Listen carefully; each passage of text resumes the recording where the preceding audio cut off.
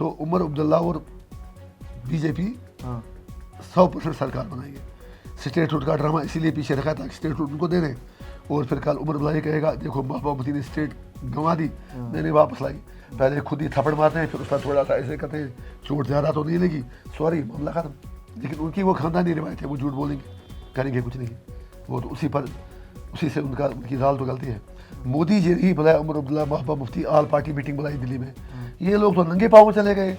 अल्ताफ बुखारी, सज्जाद लोग जिनको BJP B team में थे, एक ही कमरे में बैठे मोदी के साथ, कल उमर अब्दुल्ला चीफ मिनिस्टर बनते हैं। तो वो शहबाज शरीफ से मिलने जाएंगे कि मोदी से मिलने जाएंगे? मोदी से मिलेंगे। तो फिर बेवकूफ़ है, मूर्ख है, लोगों को मूर्ख बना रहे हैं।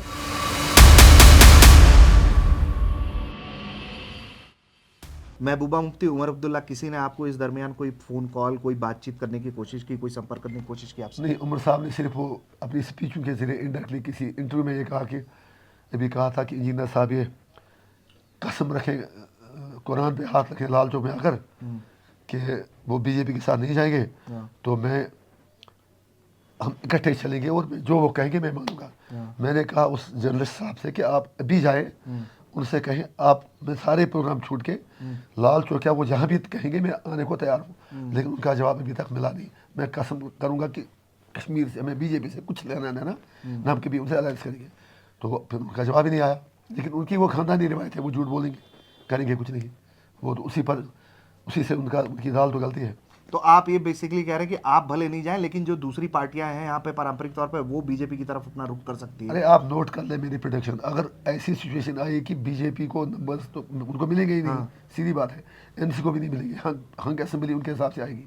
अगर ऐसा होता है तो उमर अब्दुल्ला और बीजेपी 100% सरकार बनाएंगे। स्टेटहुड का ड्रामा इसीलिए पीछे रखा था कि स्टेटहुड उनको दे दें, और फिर कल उमर अब्दुल्ला ये कहेगा देखो महबूबा मुफ्ती ने स्टेट गंवा दी, मैंने वापस लाई। यही उन्होंने 47 से आज तक किया। पहले खुद ही थप्पड़ मारते हैं, फिर उसका थोड़ा सा ऐसे करते हैं, चोट ज़्यादा तो नहीं लगी, सॉरी मामला खत्म।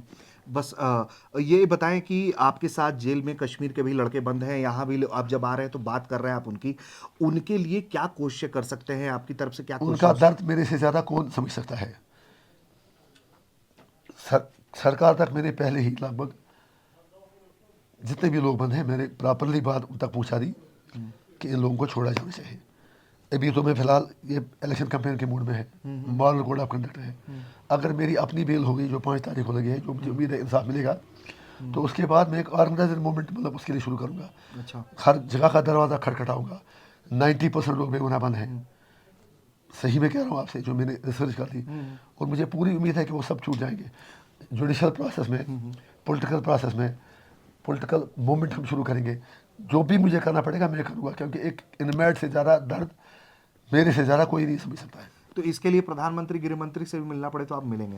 ये कमाल है। मुझे बताइए एक चीज़, हैरान मैं इस सवाल पर हूँ। 5.5 साल त्योहार में मैं रहा, एनसी पीडीपी साथी मेरे भी कह रहे थे कि ये कह रहे थे, इसलिए कि कहा कि मतलब कल जब आगे ये चीज़ होगा तो हम सरकार से बात कर सकते हैं। मुझे बताओ एक चीज़, मोदी जी ही बुलाया Omar Abdullah Mehbooba Mufti, all party meeting बुलाई दिल्ली में। ये लोग तो नंगे पाँव चले गए। अल्ताफ बुखारी, सज्जाद लोग जिनको बीजेपी बी टीम में थे, एक ही कमरे में बैठे मोदी के साथ। 2022 की बात कर रहा हूँ, जब मोदी ने कहा था दिल से दूरी, दिल्ली से दूरी खत्म करनी है। उन बातचीत के अलावा इनके पास क्या रखा है? कल अगर 5 मिनट के लिए मुझे ये बात बताएं आप, कल उमर अब्दुल्ला चीफ मिनिस्टर बनते हैं, तो वो शहबाज शरीफ से मिलने जाएंगे कि मोदी से मिलने जाएंगे? मोदी से मिलेंगे। तो फिर बेवकूफ़ है, मूर्ख है, लोगों को मूर्ख बना रहे हैं। लेकिन अब कश्मीर इनकी शक्ल में आने वाला नहीं है। इन्हें आज भी, नाम तो मैं बताता हूँ, बताना नहीं चाहिए, दौलत साहब सारा कोऑर्डिनेट करते हैं, अमरजीत सिंह दौलत, फारूक अब्दुल्ला, और वो तो बिल्कुल एक सिक्के के दो पहलू हैं। वन सोल टू बॉडीज, समझिए आप। वो तो सारा उनकी मीडिएशन करते हैं। कमाल की बात है सर, इनके कनेक्शन, ये तो they have godfathers in Delhi.